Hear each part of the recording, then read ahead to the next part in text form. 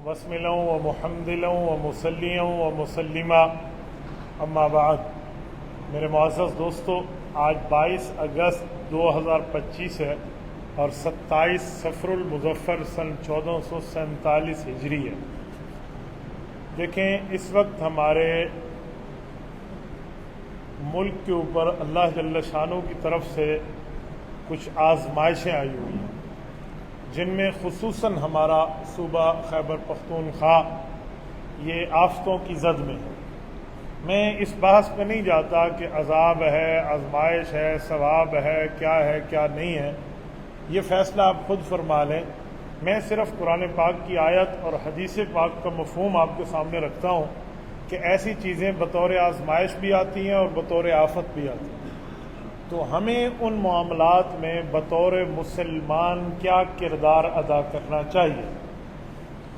سب سے پہلی اور بنیادی بات کہ اللہ جل شانہ کی طرف سے مسلمان پر بعض اوقات آزمائش ہوتی ہے، آزمایا جاتا ہے، امتحان ہوتا ہے۔ قرآن کریم کہتا ہے وَلَنَبْلُوَنَّكُمْ بِشَيْءٍ مِّنَ الْخَوْفِ وَالْجُوعِ وَنَقْصٍ مِّنَ الْأَمْوَالِ وَالْأَنفُسِ وَالثَّمَرَاتِ، فرمایا آپ کو آزمایا جائے گا اسلام لانے کے بعد، مسلمان ہونے کے بعد، کبھی آپ کی جانی نقصان سے، کبھی مالی نقصان سے، کبھی آپ کے باقی معاملات سے، کبھی بھوک وغیرہ اور کبھی فقر و فاقہ سے۔ اور جب آپ مستقیم رہیں گے تو پھر اللہ تعالیٰ جل شانہ کیا فرمائیں گے؟ وَبَشِّرِ الصَّابِرِينَ، آپ کو صابرین والوں میں سے خوشخبری سنا دیں گے۔ اب سوال اٹھتا ہے کہ اس آزمائش کی کیا ضرورت ہے؟ بھئی آزمائش اللہ جل شانہ کی ضرورت نہیں ہے، ہماری ضرورت ہے۔ کمرہ امتحان میں بیٹھا ہوا اسٹوڈنٹ جب وہ امتحان کے مراحل سے گزر رہا ہوتا ہے تو ایگزامینر کی ضرورت نہیں ہوتی، اس اسٹوڈنٹ کی ضرورت ہوتی ہے جو امتحان دے رہا ہوتا ہے کہ اگر یہ ان آزمائشوں سے پورا اتر گیا تو پھر اس کے بعد اس کے لیے انعام بھی ہے، اس کے لیے اعزاز بھی ہے، اس کے لیے پوزیشن بھی ہے، اس کے لیے پاس ہونا بھی ہے، اس کے لیے سرٹیفکیٹ بھی ہے، اس کے لیے کل جاب بھی ہے، سب کچھ ہے، لیکن اس کو اس پروسیس سے گزارا جاتا ہے۔ تو اسی طرح تین چیزیں ہیں، دنیا کام کی جگہ ہے، قبر آرام کی جگہ ہے، اور آخرت انعام کی جگہ ہے۔ ہمارے اوپر دنیا میں امتحان اس لیے آتے ہیں کہ ہم امتحانوں میں کامیاب ہو جائیں تو قبر ہمارے لیے عذاب کی جگہ نہ بنے، آرام کی جگہ بنے، اور پھر اس کے بعد آخرت ہے تو آخرت انعام کی جگہ بنے۔ یہ اسی لیے بعض اوقات رتبوں کو بلند کرنے کے لیے بھی آزمائش آتی ہے۔ دیکھیں، بخار ہے، تکلیف ہے، زخمی ہونا ہے، خون نکلنا ہے، یہ نبوت کے ساتھ بھی ہوا ہے۔ کئی انبیاء کرام کے واقعات ہیں جن میں انبیاء کرام میدان جہاد میں زخمی ہوئے ہیں۔ آپ باقی چھوڑیے، رسول اللہ صلی اللہ علیہ وآلہ وسلم کو دیکھ لیجئے، نبی پاک علیہ الصلوۃ والسلام کا ایک دانت نہیں، دو دندان مبارک جنگ احد میں شہید ہوئے۔ نبی پاک صلی اللہ علیہ وآلہ وسلم کے چہرے میں خط جسم کہتے ہیں، جنگی ٹوپی، اس کی دو کڑیاں گھس گئی تھی۔ تو آپ علیہ الصلوۃ والسلام کو بھی یہ آزمائشیں آئی ہیں۔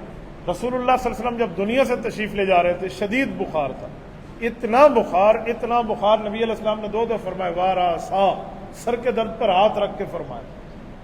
تو اس کا کیا مطلب ہے کہ گناہوں کی وجہ سے؟ نعوذ باللہ، ایسا تو کچھ مسئلہ بھی نہیں ہے، نبوت کے گناہ قریب نہیں ہوتے، یہ درجات کی بلندی کے لیے۔ حدیث پاک میں نبی علیہ الصلوۃ والسلام نے فرمایا اشد الناس بلاء الانبیاء ثم الامثل فالامثل، فرمایا سب سے زیادہ آزمائش انبیاء پر ہے، پھر جتنے رتبے کم ہوں گے اتنی آزمائشیں کم ہوتی جائیں گی۔ حضرت اما جان عائشہ رضی اللہ عنہ نے پوچھا تھا کہ یا رسول اللہ، آپ کے آزمائش کی سختی کا دن کون سا تھا؟ تو حضور علیہ الصلوۃ والسلام نے فرمایا عائشہ، مجھے طائف کا دن نہیں بھولتا، یعنی طائف کی سختیاں، طائف کی شدتیں، طائف کی تکالیف جو صرف جسمانی نہیں تھے، ذہنی اذیت بھی تھی کہ نبی پاک صلی اللہ علیہ وسلم ان سرداروں کے پاس جائیں کہ یار تمہیں قوم نے سردار بنایا، تمہیں تمہارے خالق نے عزت دی ہے، تو اس قوم کو بت پرستی پہ تو نہ لگاؤ نا، قوم کو قوم کی غلامی پہ نہ لگاؤ، بندوں کو اللہ کی غلامی پہ لگاؤ۔ یہ بات کر رہے ہیں اور وہ آگے دھتکار رہے ہیں، وہ مان ہی نہیں رہے۔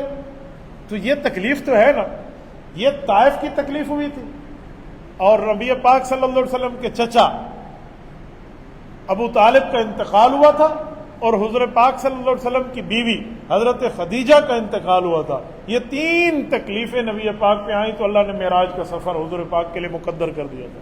معراج کا سفر ان تین معاملوں کے بعد ہوا ہے۔ تو میری بات کا مطلب آزمائش وہاں آئی ہے، ہم وہاں آزمائش کو بلندی یا درجات کہیں گے۔ ایک آزمائش ہمارے اوپر بھی ہے، جو آزمائش ہمارے اوپر ہے ہم اسے بلندیاں درجات نہیں کہہ سکتے. ہمارے اعمال ایسے ہیں, ہمارے معاملات ایسے ہیں, ہماری بود و باش, ہماری اٹھک بیٹھک یہ وہ والی نہیں ہے جو نیکیوں والی ہے. ہاں یہ ہے کہ ان آزمائشوں سے ہمارے گناہ کم ہو جائیں گے, ان آزمائشوں سے ہماری خطائیں کم ہو جائیں گی. مومن کو راہ جاتے ہوئے پاؤں پہ ٹھڈا لگے تو اس میں بھی گناہ صغیرہ معاف ہو جاتا ہے. جب ایک ٹھڈا لگنے پر گناہ صغیرہ معاف ہو رہا ہے تو ایک جانی اور مالی نقصان پر, ایک ذہنی اور روحانی اذیت پر بندے کی کتنے درجات بلند ہوں گے اور کتنے گناہ معاف ہوں گے, کتنے کفارہ سیئات ہوں گے. تو یہ اس زمرے میں ہمیں دیکھنا چاہیے. اب یہ جو آفتیں ہیں, یہ بادل پھٹ رہا ہے, حد سے زیادہ بارش ہو رہی ہے, اتنی بارش ہو رہی ہے کہ اس کو سنبھالا نہیں جا رہا, ان کے جوابات قرآن پاک میں, احادیث پاک میں موجود ہیں. ایک حدیث پاک ہے جامع ترمذی میں, حضرت علی رضی اللہ عنہ راوی ہیں, اور ایک حدیث کے راوی حضرت ابو ہریرہ ہیں. یہ کتاب الفتن کے اندر ہے, ابواب الفتن جامع ترمذی, باب ما جاء فی علامات الساعہ.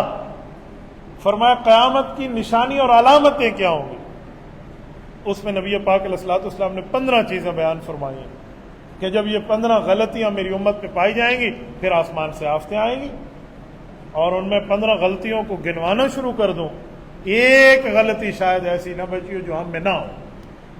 اذا اتخذ الفیء دولا والامانة مغنما والزکاة مغرما وتعلم لغیر الدین واطاع الرجل امراته واقى امه وادنى صديقه واقصى اباه وظهرت الاصوات في المساجد وظهرت القينات والمعازف وشربت الخمور ولعن آخر هذه الامة اولها.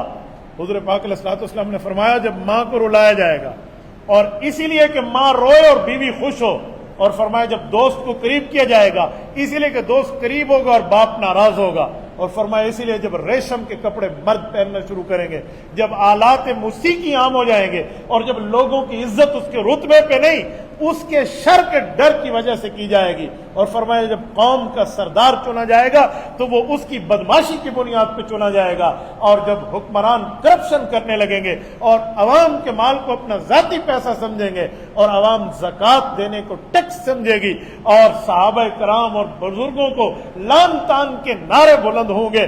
فرمایا جب یہ کام ہوں گے اور مساجد دنیا کی باتوں کے لیے مختص ہو جائے گی, دین کی بات اس میں کچھ نہیں ہوگی, تو فرمایا یاد رکھنا فَلْيَرْتَقِبُوا عِنْدَ ذَلِكَ رِيحًا حَمَرًا, پھر سرخ آندیاں آپ پر آئیں گی. ریحًا حمرا وزلزلۃ, فرمایا زلزلہ آئے گا, وخسفا ومسخا, زمین میں دھساؤ گے یا شکلوں کی تبدیلی ہوگی. فرمایا یہ کام ہوگا. پوری امت کی شکلیں اکٹھی نہیں بدلیں گی کیونکہ حضور کی دعا ہے, لیکن کسی کسی معاملات پہ تو فرق آنا ہے نا, انفرادی طور پہ تو ہونا ہے. فرمایا یہ ہوگا. اور صحابہ نے پوچھا یا رسول اللہ یہ عذابات اکٹھے آئیں گے یا الگ الگ؟ فرمایا وآیات تتابع کنظام بال قطع سلکہ فتتابع, یوں تسبیح اٹھائی اور یوں کیا. فرمایا اگر اس کو ایک طرف سے کاٹ دوں تو دانے اکٹھے گریں گے, کا پیدر پہ گریں گے, کا عذابات نہیں یوں پیدر پہ. یہ نبی پاک صلی اللہ علیہ وسلم کی حدیث کا مفہوم ہے. رسالت مآب علیہ الصلوۃ والسلام نے آپ کو اور ہمیں اس چیز سے پہلے آگاہ فرما دیا. اب ہم دیکھ لیں ہم میں کیا چیز ہے اور کیا نہیں ہے. آج موسیقی کو روح کی غذا کہہ دیا جاتا ہے. موسیقی روح کی غذا ہے تو جب کہہ دیں ڈاکٹر کہ بندہ مر گیا ہے 2 گانے سنواؤ نہ, اٹھ بیٹھے گا ابا, اماں اٹھ بیٹھے گی. کیا موسیقی روح کی غذا ہے؟ قبرستان میں جا کے ٹیپ پہ موسیقی لگا دیں, مردے کھڑے ہو جائیں گے. موسیقی روح کی غذا ہے نا, لعنت ہے لعنت. فرمایا کان میں شیشے کو پگھال کے قیامت میں ڈالا جائے گا. کیا موسیقیوں کے دل دادا بن گئے ہیں ہمارے نوجوان. موبائل کے اسپیکر چیک کرنے کے لیے تلاوت نہیں لگائیں گے, گانا لگا کے چیک کریں گے کہ اسپیکر ٹھیک ہے یا نہیں. یہ لعنت کا معاملہ نہیں ہے ہمارے اوپر تو کیا ہے. بڑے کی عزت نہیں ہے, چھوٹے کے اوپر شفقت نہیں ہے, علماء کا احترام نہیں ہے, ماں باپ کی عزت بجا لانا نہیں, اور ہم کہیں گے ہمارے اوپر آسمان سے رحمتوں کے فیصلے ہوں گے. یہ تو خدا کا شکر کہ پتھر نہیں برس رہے, یہ تو اللہ کا کرم کہ پوری امت کی شکلیں نہیں بدل رہی. میں نے پچھلے جو میں آپ کے سامنے قرآن کی آیت پڑھ کے دکھائی, فَجَعَلْنَاهَا نَكَالًا لِمَا بَيْنَ يَدَيْهَا, کیا فرمایا؟ فرمایا یہ صبح انسان تھے شام بندر بن گئے تھے, اور عام بندر بھی نہیں, كُونُوا قِرَادَةً خَاسِئِينَ, فرمایا ملعون بندر بن گئے تھے. عام بندر نہیں, ایک ہے عام بندر, وہ بندر ہے پیدائشی بندر ہے, وہ بائی برتھ منکی ہے، اس کا کوئی پرابلم نہیں ہے. ایک ہے ملعون بندر، وہ جو پہلے انسان تھا پھر بندر بنا. اور یہ اس قوم کے لوگ ہیں جس کے لیے قرآن کہتا ہے وَأَنِّي فَضَّلْتُكُمْ عَلَى الْعَالَمِينَ، تو اس وقت جتنی مخلوق تھی میں نے تمہیں سب پر فضیلت دی ہے بنی اسرائیل کے لوگوں. یہ ان لوگوں کا کام تھا، اور وقت کی نبی کے بالکل پریزنٹیشن میں ہو رہا ہے کام. نبوت کا انکار کر رہے ہیں لوگ. اب تو رسول اللہ کو دنیا سے گئے ہوئے 1400 سال سے زائد زمانہ گزر گیا. آج حضور کی ہجرت کو 1447 سال پورے ہو رہے ہیں، اور اب تو ختم نبوت ہے، نیا نبی بھی نہیں آنا، تو ہم کیسے بچیں گے؟ تو ہمیں اپنے اعمال پر بھی غور کرنا چاہیے. یہ معاملات ہمارے ہیں. اب تیسرا کام، تیسری بات یہ ہے کہ جن پر یہ آزمائش آئی ہے ان کو اکیلا نہیں چھوڑنا. ہم کہیں گے ان پہ عذاب ہے، ہم فیصلہ نہیں کر سکتے. میں نے دونوں باتیں بتا دی، آزمائش بھی ہو سکتی ہے، عذاب بھی، لیکن یہ ہمارا فیصلہ نہیں ہے، یہ اللہ کو پتہ ہے. لیکن جس مسلمان بھائی پہ تکلیف آئی ہے ہمیں اخلاقی، قانونی، اسلامی، معاشرتی، قومی طریقے پہ ان کے ساتھ کھڑا ہونا ہوگا. اگر میں صاحب مال ہوں، میں مال دے سکتا ہوں، تو مجھے اپنے مال کی بوری کا سرا کھولنا چاہیے. اگر میں خود جا سکتا ہوں، میرے پاس مال نہیں ہے، تو میں ذاتی طور پہ جا کے ان کی مدد کر سکتا ہوں. اگر میرے ہاں پاور ہے اور میرے پاس کوئی حکومتی عہدہ ہے اور میرے پاس کوئی مشینری ایسی موجود ہے، تو میں ان کو نکالنے کے لیے تگ و دو کر سکتا ہوں. یہ کام ہم سب کو مل کے من حیث القوم کرنا ہوگا، صرف ان پہ نہیں ہے. ہم کوئی آسمان سے اپنے لیے مہر لگوا کے نہیں آئے کہ ہم عذابات سے بچے ہوئے، ایسا نہیں ہے. آسمان سے بارش کا قطرہ اللہ کے حکم کے بغیر نہیں آتا، یہ طے ہے. اور اس بارش نے آگے کیا فائدہ دینا ہے اور کیا نقصان دینا ہے، یہ بھی اللہ کے علم ہے. وَيُنَزِّلُ الْغَيْثَ، یہ قرآن کا ڈیسیجن ہے. تو پھر کل ہمارے اوپر بھی آ سکتا ہے.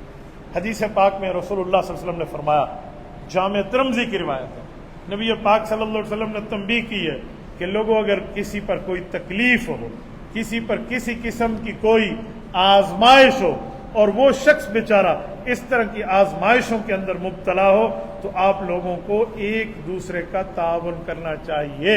اور پھر میرے نبی پاک صلی اللہ علیہ وسلم کی حدیث ہے، جامع ترمذی کی حدیث ہے، رسول اللہ صلی اللہ علیہ وآلہ وسلم نے جو آپ کے اور میرے لیے ایک جملہ فرمایا ہے وہ میں آپ کی خدمت میں رکھتا ہوں. جامع ترمذی بھی ہے، اور اسی طرح امام ابن ماجہ القزوینی رحمہ اللہ اس حدیث پاک کو لائے ہیں. اب سنیے، فرمایا نبی پاک صلی اللہ علیہ وسلم نے، حضرت ابو ہریرہ کی روایت ہے، فرمایا من نفس عن مؤمن قربا من قرب الدنیا نفس اللہ عنہ قربۃ من قرب یوم القیامہ. فرمایا لوگوں اگر آپ نے اپنے مسلمان مؤمن بھائی کی دنیا کی تکلیف دور کر دی، رب کریم آپ کے قیامت کے تکلیفوں میں کسی تکلیف کو دور کر دے گا. اور پھر آگے نبی پاک صلی اللہ علیہ وسلم نے فرمایا کہ واللہ فی عون العبد ما کان العبد فی عون اخی. فرمایا اللہ تعالی برابر اس شخص کے امداد کے معاملات کا حکم دیتا ہے فرشتوں کو جب تک یہ آدمی اپنے کسی مسلمان بھائی کی امداد کرتا رہتا ہے. میں جب تک کسی بھائی کی امداد میں ہوں تو اللہ کے فرشتے پابند ہیں، باؤنڈ ہیں اللہ کی طرف سے، وہ میری مدد میں لگے رہے. ہم اس کو کہہ دیتے ہیں اتفاق سے میرے ساتھ یہ اچھائی ہوئی ہے. اتفاق آپ کہہ دیں گے، یہ اتفاق کے معاملات نہیں ہیں، یہ رب کریم کا فیصلہ ہوتا ہے. آپ کو پتہ ہے اگر کسی کی محبت، اسلامی ایمانی محبت دل میں ہے تو روایات میں آتے ہیں کہ اس نیک آدمی کے لیے اللہ محبت کا اعلان کرتے ہیں تو فرشتے ایک دوسرے کو بتاتے ہیں. تو جب آسمانی فیصلے ہو جاتے ہیں نا، پھر زمینی لوگ اس محبت کو نہیں روک سکتے، پھر زمینی لوگ اس تعلق کو نہیں روک سکتے، کیوں؟ وہ آسمانی فیصلہ ہے. تو میرے دوستو، رب کریم اس وقت تک ہماری مدد میں رہیں جب تک ہم مسلمان بھائی کی مدد میں رہیں. یہ ہمیں حدیث کیا بتا رہی ہے؟ ہمیں لیسن، سبق اس سے کیا مل رہا ہے؟ یہی مل رہا ہے کہ ہمیں اپنے بھائی اور دوست کی مدد نہیں چھوڑنی چاہیے، ہمیں ان کی امداد میں اپنے آپ کو ٹھیک رکھنا چاہیے. جب ہم کسی کی امداد کرتے ہیں، آج ہمارے یہاں شیطان ترجیحات لے کے آ جاتے ہیں، اس نے فلاں موقع پہ تیرے ساتھ ٹھیک نہیں کیا تھا، اس نے فلاں موقع پہ تیرے ساتھ دھوکہ کیا تھا. تو بھائی میں اس کے لیے تھوڑی مدد کر رہا ہوں، میں اس کی ذات کے لیے تھوڑی کر رہا ہوں، میں تو اللہ کے لیے کر رہا ہوں. مجھے تو اللہ کی محبت چاہیے. مجھے نہیں دیکھنا سامنے کالا ہے گورا ہے، مجھے نہیں دیکھنا سامنے والا میرا دوست ہے دشمن ہے، مجھے نہیں دیکھنا سامنے والا کہ میں تو اللہ کے حکم پہ کر رہا ہوں. آپ حیران ہوں گے یہ صفت حضرت ابوبکر صدیق رضی اللہ تعالیٰ عنہ میں تھی۔ ایک مرتبہ ایسا ہوا، حضرت ابوبکر صدیق رضی اللہ تعالیٰ عنہ سے ایک شخص کی، انتہائی غریب شخص سے، وہ بھی صحابی تھے، کسی وجہ سے انبن ہو گئی۔ چلو میں چھوٹی سی تفصیل دے دیتا ہوں۔ حضرت اماں جان عائشہ رضی اللہ عنہ حضرت ابوبکر صدیق کی بیوی ہیں، اور ان کے اوپر الزام لگایا جھوٹا منافقوں نے، تو قرآن کریم نے اس الزام کو جھوٹا قرار دیا۔ سبحانک ھذا بہتان عظیم، یہ کہہ کر سورۃ نور نے حضرت اماں عائشہ رضی اللہ عنہ کو پاک قرار دیا، اور الزام لگانے والوں کو پکڑ کے 80 کوڑے لگائے گئے تھے۔ حد المفتری، جھوٹے آدمی کے لیے ان کو حد لگی۔ ان میں ایک مسلمان صحابی ہیں جن کا نام ہے حضرت مصطح بن اساسہ رضی اللہ تعالی عنہ، وہ بھی اس الزام میں شریک ہو گئے تھے بھولے سے۔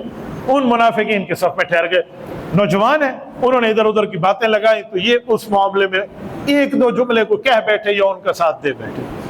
یہ وہ بندہ ہے حضرت مصطح رضی اللہ تعالیٰ عنہ جن سے ماں باپ بھی اس وقت ناراض ہو گئے کہ آپ نے غلط کیا۔ حضرت ابوبکر صدیق منتھلی ان کے گھر امداد فرمایا کرتے تھے، تاجر آدمی تھے، اس غریب کا گھر کا چولہا کبھی بجھتا نہیں تھا، اور وہ بھی صدیق اکبر رضی اللہ عنہ جن کی بیٹی پر الزام میں شامل ہو رہے ہیں، وہ ابوبکر ان کے گھر کے چولہا مہینے کے جلانے کی فکر رکھتا ہے۔ جتنے غرباء کی مدد ہوتی ہے اس لسٹ میں یہ بھی ان کا گھر بھی شامل ہوتا ہے۔ تو جب قرآن کی آیت اتری اور فیصلہ ہو گیا، دودھ دودھ پانی پانی ہو گیا کہ عائشہ سچی ہیں اور وہ جھوٹے ہیں، اور پھر سب کو پکڑ کے کوڑے لگائے گئے، تو ان میں یہ بھی شامل۔ تو حضرت ابوبکر صدیق نے فرمایا آج کے بعد منتھلی میرے رجسٹر جو ہے نا، اس شخص کا نام کاٹ دو، اس کی فیملی کو میں کچھ بھی نہیں دوں گا۔ یہ ظاہری بات ہے، بطور فطرت غصہ تھا، یہ غصہ ہوا، اور اوپر سے قرآن کی آیت ہوتی۔ فرمایا اللہ نے آپ کو دیا ہے تو آپ کو ہاتھ تنگ نہیں کرنا چاہیے۔ آپ حیران ہو جائیں، جب یہ آیت اتری نا، ابوبکر خود گھر گئے تھے، رونے لگے، کہتے اللہ نے اس کی تعریف کی، اس نے توبہ کی نا، اس نے اپنے اللہ سے یاری لگا لی۔ ابوبکر صدیق خود گئے اور کہا میں جانوں میرے دل کی بات جانے، میں دل کو سمجھا لوں گا، اس کا خرچ نہیں رکنا چاہیے، اس کو پہلے صف میں رکھنا۔ اس میں نہیں دیکھا جاتا کہ سامنے والے کا معاملہ کیا ہے، اس میں یہ دیکھا جاتا ہے جس کو دے رہا ہوں وہ کون ہے۔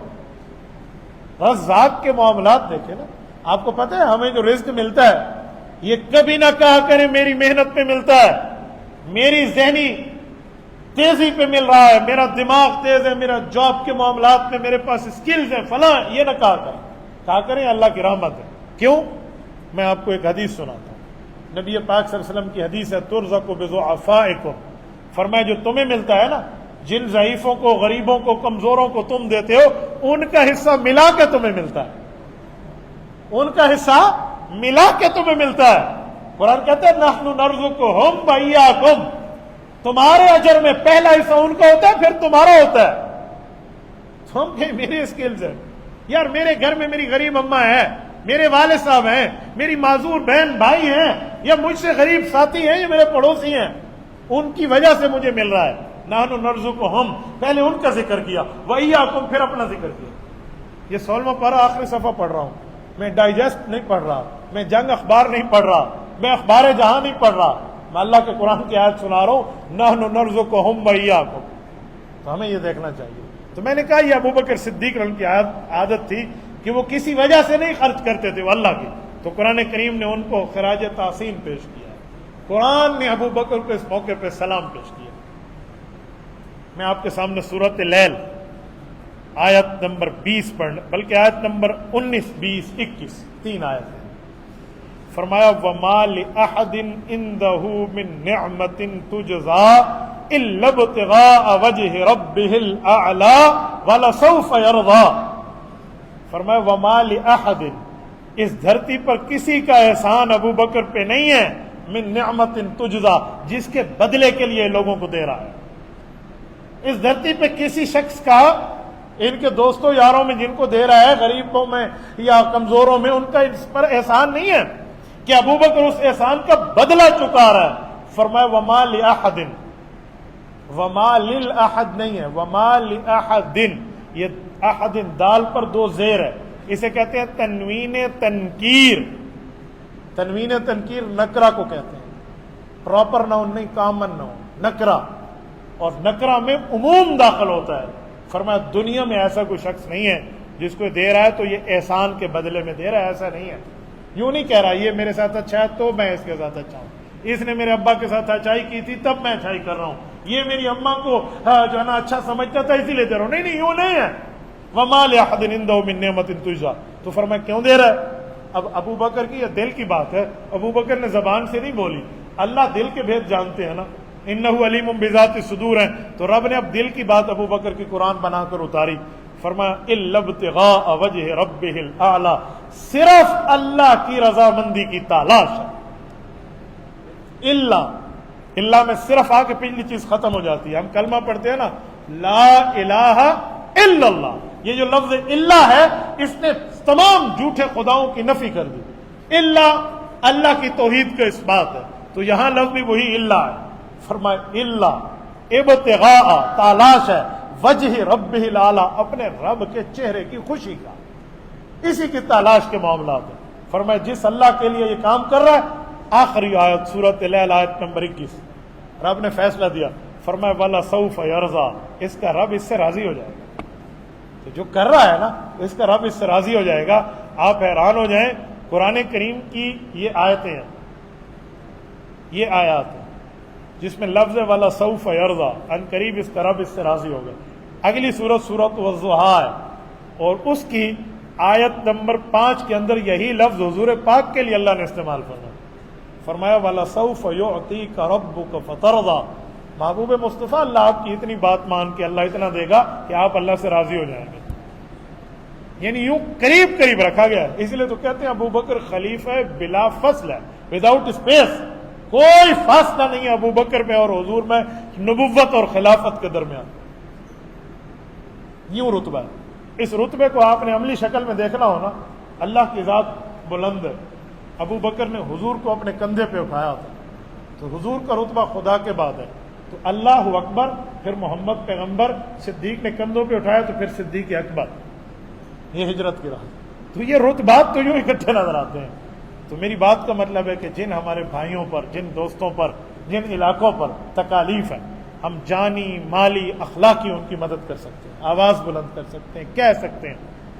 اس موقع پر بونیر میں ہمارے سابقہ MP مولانا مفتی فضل غفور صاحب کو، ان کی جملہ ٹیم کو میں خراج تحسین پیش کرتا ہوں. آپ حیران ہو جائیں، کل 1000 علماء اور طلباء کو لے کر یہ آدمی صفائی پہ نکلا، اور ایک دن میں اتنے پتھر اٹھا کے گھروں کی صفائیاں کی ہیں کہ اتنے آج تک کسی مشینری نے بھی نہیں کی. اور کل 2 تھانے ان لوگوں نے صاف کیے ہیں جن تھانوں میں پولیس کی جگہ ہے، اور ان علماء اور طلباء نے وہاں سے مٹی اور گند اور پتھر نکال کے صاف کر دیے. تاریخ میں پہلی بار ہے کہ کسی تھانے میں جا کے عوام ان کی خدمت کر رہی ہے. اور بلا تفریق مذہب، بلا تفریق جماعت، بلا تفریق قوم. یہ سیاسی آدمی ہیں، الیکشن لڑتے ہیں. کل ان کو ایک بندہ وہاں ملا، انہوں نے کہا میں نے آپ کو ووٹ نہیں دیا، لیکن آپ لوگ ہیں جو ہمارے گھر پہلے پہنچے. تو اس موقع پہ یوں نہیں دیکھنا چاہیے کہ میرا ووٹر ہے یا سپورٹر ہے یا ساتھی ہے یا نہیں. اس موقع پہ بطور انسانیت خدمت ہوتی ہے. یقین مانیے میں کتنے دنوں سے ان کو دیکھ رہا ہوں. ان سے میں جملہ حضرات ہیں، باقی علماء بھی ہیں، باقی تنظیمیں بھی ہیں، باقی فاؤنڈیشن بھی ہے جو وہاں جا رہی ہے. تو ہمارا حصہ بھی اس میں پڑھنا چاہیے. بس میری آپ سے یہی اپیل تھی، یہی مطالبہ تھا. میں کوئی پیسوں کا فنڈ کا آپ سے مطالبہ نہیں کر رہا کہ جی مجھے دیں میں آپ کے آگے بھجواؤں. اس موقع پہ تو کئی جیب قطرے آ جاتے ہیں جو سیلاب زدگان کے نام پہ پیسے کھائیں گے، جی ہمیں دے دیں ہم فلاں جگہ. میں کہتا ہوں براہ راست رابطہ کر کے پہنچا دے تاکہ نہ کسی پہ الزام ہو نہ کچھ ہو. جس نے دینا وہ براہ راست دے دے. جزاکم اللہ تعالی. اقول قولی ھذا واستغفر اللہ وآخر دعوانا ان الحمد للہ رب العالمین.